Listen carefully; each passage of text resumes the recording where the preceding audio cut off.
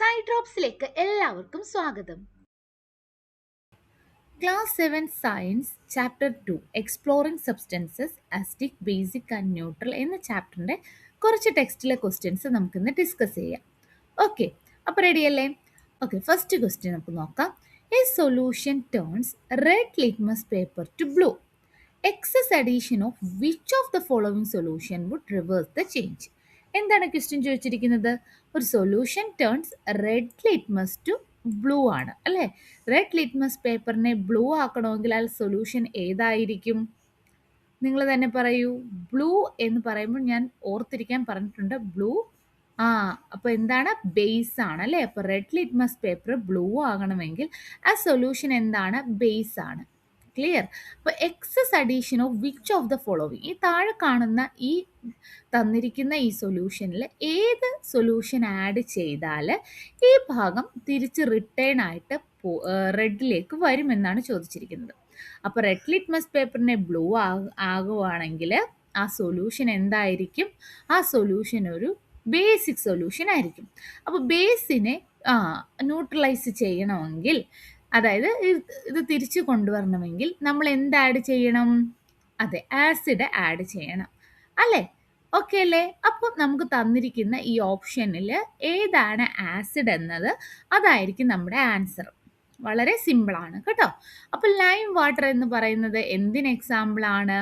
ഒരു ബേസിന് എക്സാമ്പിളാണ് അല്ലേ?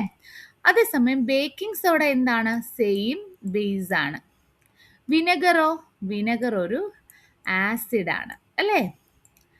ഇനി നമ്മുടെ കോമൺ സോൾട്ട് സൊല്യൂഷൻ എന്താണ്? കോമൺ സോൾട്ട് സൊല്യൂഷൻ ന്യൂട്രൽ ആണ്. ക്ലിയർ? അപ്പോൾ എന്തായിരിക്കും ആൻസർ? വിനെഗർ ആയിരിക്കും ആൻസർ. ക്ലിയർ ആയോ? നമുക്കിനി രണ്ടാമത്തെ ക്വസ്റ്റ്യൻ നോക്കാം. ഈ ക്വസ്റ്റ്യൻ എന്താണ് പറഞ്ഞിരിക്കുന്നത്? You are provided with 3 unknown solution labelled A, B and C. Okay, അപ്പോൾ നിങ്ങളുടെ കയ്യിൽ 3 അൺനോൺ സൊല്യൂഷൻ തന്നിട്ടുണ്ട്. അതെന്താണ്? അസിഡിക് ആണോ, ബേസിക് ആണോ, ന്യൂട്രൽ ആണോ എന്നാണ് കണ്ടുപിടിക്കേണ്ടത്. ഓക്കെ, എന്നിട്ട് നിങ്ങളുടെ കയ്യിൽ എന്താണ് തന്നിരിക്കുന്നത്? നമുക്ക് ഇൻഡിക്കേറ്റേഴ്സ് തന്നിട്ടുണ്ട്. എന്തൊക്കെയാണെന്ന് നോക്കാം. റെഡ് ലിറ്റ്മസ് സൊല്യൂഷൻ തന്നിട്ടുണ്ട്, അതുപോലെ തന്നെ ടേർമറിക് സൊല്യൂഷൻ തന്നിട്ടുണ്ട്, പിന്നെ റെഡ് റോസ് എക്സ്ട്രാക്ട് സൊല്യൂഷൻ തന്നിട്ടുണ്ട്. ഓക്കെ, ഇനി ഇത് നമ്മൾ ആഡ് ചെയ്യാൻ പോവാണ്. അപ്പോൾ എന്താണ് കിട്ടുന്നതെന്ന് നമുക്ക് പറഞ്ഞിട്ടുണ്ട്. നോക്കാം. റെഡ് ലിറ്റ്മസ് സൊല്യൂഷൻ എയിലേക്ക് ആഡ് ചെയ്തപ്പോൾ അതെന്തായി മാറി? ടേൺസ് ബ്ലൂ ആയിട്ട് മാറി. അപ്പോൾ റെഡ് ലിറ്റ്മസിനെ ബ്ലൂ ആയിട്ട് മാറ്റണമെങ്കിൽ അവിടെ എന്താണ് ഉള്ളത്?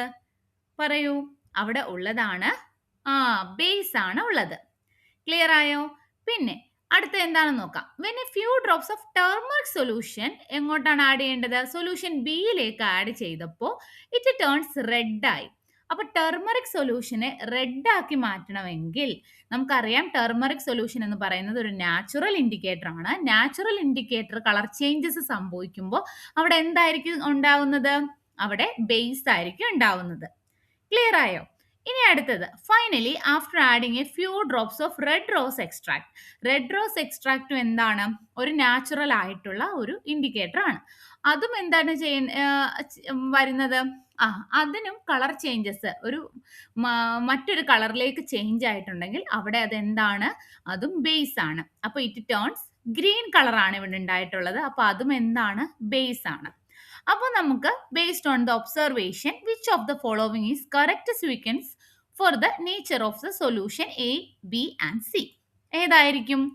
അതെ, ഈ ലാസ്റ്റത്തെ ആണ് basic, basic and basic. Clear ആയോ? ഇനി next question. Observe and analyse figure. ഇനി പറഞ്ഞിരിക്കുന്ന ക്വസ്റ്റ്യൻ എന്ന് പറഞ്ഞാൽ നേരത്തെ പോലെ തന്നെ ഉള്ള ഒന്നാണ്. ഇതേ 3 ഫിഗറും കണ്ടിട്ട് അതിലേതാണ് ആസിഡ്, ബേസ് ആൻഡ് ന്യൂട്രൽ ആയിട്ടുള്ളത് ഏതാണ് സൊല്യൂഷൻ എന്ന് കണ്ടുപിടിക്കണം. ഓക്കെ അല്ലേ? ഓക്കെ, അപ്പൊ നമ്മുടെ കയ്യിൽ തന്നിരിക്കുന്നത് red rose extract paper strips ആണ്. അപ്പൊ ഈ പേപ്പർ സ്ട്രിപ്സ് എന്തിന്റെ ആണ്? റെഡ് റോസ് എക്സ്ട്രാക്ട് പേപ്പേഴ്സ് ആണ്. ഓക്കെ, അതിന് നമ്മൾ എന്ത് ചെയ്തു? ആദ്യം ഈ സൊല്യൂഷനിൽ ഡിപ്പ് ചെയ്തു. അപ്പോൾ ഫസ്റ്റ് പിക്ചറിൽ കാണുന്ന സൊല്യൂഷനിൽ ഡിപ്പ് ചെയ്തപ്പോൾ അതിന്റെ കളർ എന്തായിട്ട് മാറി? ഗ്രീൻ ആയിട്ട് മാറി. അപ്പോൾ കളർ ചേഞ്ച് ചെയ്തു അല്ലേ? അപ്പോൾ അതിന്റെ കളർ ചേഞ്ച് ചെയ്തു എന്ന് പറയുമ്പോൾ അവിടെ എന്തായിരിക്കും? ബേസിക് സൊല്യൂഷൻ ആയിരിക്കും. ഇനി അടുത്തത്, അടുത്തത് നോക്കിക്കേ, എന്തെങ്കിലും ഒരു മാറ്റം വരുന്നുണ്ടോ? ഇല്ല അല്ലേ? ആ പേപ്പറിന്റെ കളർ തന്നെയാണ്. അപ്പൊ അതെന്തായിരിക്കും? അത് ന്യൂട്രൽ ആയിരിക്കും. ക്ലിയർ? ഇനി നെക്സ്റ്റ് നോക്കിക്കേ, ഇതില് ആ ഒരു പേപ്പർ റെഡ് റോസ് എക്സ്ട്രാക്ട് പേപ്പറിന്റെ സ്ട്രിപ്പിന് എന്താണ് ഒരു റെഡ് കളറിലേക്ക് മാറിയിട്ടുണ്ട് അല്ലേ?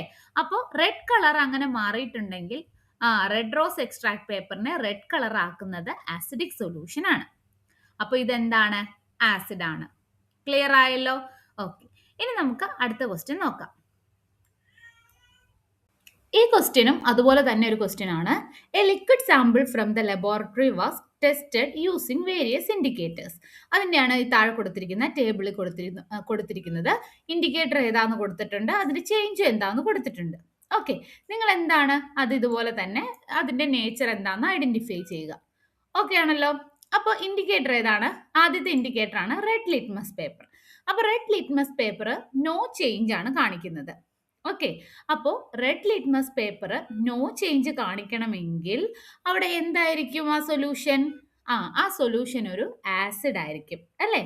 ഇനി അടുത്തത് ഇൻഡിക്കേറ്റർ എന്ന് പറയുന്നത് ബ്ലൂ ലിറ്റ്മസ് ആണ്. ഇതുപോലുള്ള ക്വസ്റ്റ്യന് കറക്റ്റ് ആയിട്ട് ആൻസർ ചെയ്യണമെങ്കിൽ നിങ്ങൾക്ക് എന്തറിഞ്ഞിരിക്കണം? ഇൻഡിക്കേറ്ററും അതിന്റെ കളർ ചേഞ്ചസും എന്താണെന്ന് അറിഞ്ഞിരിക്കണം അല്ലേ? അപ്പോൾ നിങ്ങൾ പഠിക്കുമ്പോൾ എന്ത് ചെയ്യുക? ഒരു പേപ്പറിൽ എഴുതി വെക്കുക, അല്ലെങ്കിൽ ഒരു ചെറിയ ഷോർട്ട് നോട്ട് പോലെ ഇത് എഴുതി വെക്കുകയാണെങ്കിൽ ഒരു ടേബിൾ പോലെ ചിട്ടാലും മതി. അപ്പോൾ നിങ്ങൾക്ക് വളരെ എളുപ്പമായിരിക്കും. നിങ്ങൾക്ക് എക്സാമിന് പോകുമ്പോൾ ജസ്റ്റ് ഒന്ന് നോക്കിയിട്ട് പോയാൽ ഇങ്ങനെയുള്ള ക്വസ്റ്റ്യൻസിന്റെ ഒന്നും മാർക്ക് നിങ്ങൾക്ക് പോവില്ല. ഓക്കെ, ഈ വീഡിയോയുടെ അവസാനം നിങ്ങൾക്ക് ഞാൻ അങ്ങനെ ഒരു ടേബിൾ തരാം കേട്ടോ. ഓക്കെ, അപ്പൊ ബ്ലൂ ലിറ്റ്മസ് പേപ്പർ റെഡ് ആയിട്ട് ടേൺ ചെയ്യുവാണെങ്കിൽ നമ്മുടെ അവിടെയുള്ള ആ ഒരു സാമ്പിൾ എന്തായിരിക്കും? ബ്ലൂ ലിറ്റ്മസിനെ റെഡ് ആക്കണമെങ്കിൽ അവിടെ എന്താണ്? അതൊരു ആസിഡ് ആയിരിക്കും അല്ലേ? ഓക്കെ, ഇനി ടർമറിക് സൊല്യൂഷന് നോ കളർ ചേഞ്ച് ആണെങ്കിൽ, ടർമറിക് സൊല്യൂഷൻ ചേഞ്ച് ചെയ്യുന്നത് ബേസിലാണ്, എന്നാൽ ഒരു ചേഞ്ചും ഇല്ലെങ്കിൽ അത് എന്തായിരിക്കും?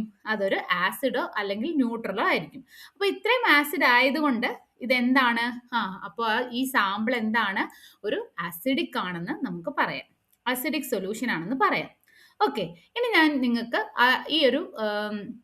ഈ ഒരു ടേബിൾ തരുവാണ്. അപ്പോൾ ഈ ഒരു ടേബിൾ പഠിച്ചാൽ നിങ്ങൾക്ക് ഒരുപാട് ക്വസ്റ്റ്യൻ ആൻസേഴ്സ് ചെയ്യാൻ പറ്റും. അപ്പോൾ നിങ്ങൾക്ക് എളുപ്പം ഞാൻ ട്രിക്ക് പറഞ്ഞു തന്നിട്ടുണ്ട്. നിങ്ങൾ എപ്പോഴും ഓർക്കുക, ലിറ്റ്മസ് പേപ്പറിന്റെ കാര്യം എടുക്കുകയാണെങ്കിൽ അത് ആസിഡ് എന്ന് പറയുമ്പോൾ നമ്മൾ എന്താണ്? ഒരു ഡേഞ്ചർ ആയിട്ടാണ് ചിന്തിക്കുന്നത് അല്ലേ? അപ്പോൾ ഡേഞ്ചർ നമ്മൾ ഏത് കളറാണ് കൊടുക്കുന്നത്? റെഡ് കളറാണ് കൊടുക്കുന്നത് അല്ലേ? അപ്പോൾ നിങ്ങൾ എപ്പോഴും ഓർക്കുക, റെഡ് കിട്ടുകഴിഞ്ഞാൽ അപ്പോൾ റെഡ് തന്നെ ആണെങ്കിലും ബ്ലൂ റെഡ് ആണെങ്കിലും അത് എന്തായിരിക്കും?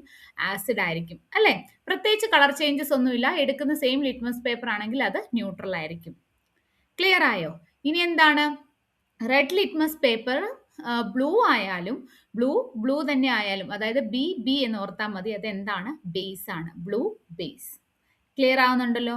ഇനി turmeric, China rose, red rose extract, ഇതെല്ലാം എന്താണ്? നാച്ചുറൽ ആയിട്ടുള്ള ഇൻഡിക്കേറ്റർ ആണ്. അതിന്റെ സെയിം ആ കളറിൽ നിന്ന് വേറൊരു കളറിലേക്ക് ടേൺ ചെയ്യുവാണെങ്കിൽ അതെന്തായിരിക്കും? അത് ബേസ് ആയിരിക്കും. ക്ലിയർ? സെയിം ആ ഒരു റെഡിഷ് കളർ തന്നെയൊക്കെ വരികയാണെങ്കിലാണ് നമ്മൾ ആസിഡ് ആണെന്നും, പ്രത്യേകിച്ച് ഒരു ചേഞ്ചസ് ഇല്ലെങ്കിലാണ് ന്യൂട്രൽ ആണെന്നും മനസ്സിലാക്കി വെക്കേണ്ടത്. ഓക്കെ ആണല്ലോ? അപ്പോൾ ഇത്രയും ക്വസ്റ്റ്യൻസ് ഇന്ന് മതി. അടുത്ത നമുക്ക് മറ്റൊരു വീഡിയോയിലോട്ട് കാണാം. അപ്പോൾ എല്ലാവർക്കും മനസ്സിലായെന്ന് വിചാരിക്കുന്നു. ഫ്രണ്ട്സിനൊക്കെ ഷെയർ ചെയ്ത് കൊടുക്കൂ. ഇഷ്ടപ്പെട്ടെങ്കിൽ ലൈക്കും ചെയ്യൂ, കമൻറ്റും ചെയ്യൂ. താങ്ക്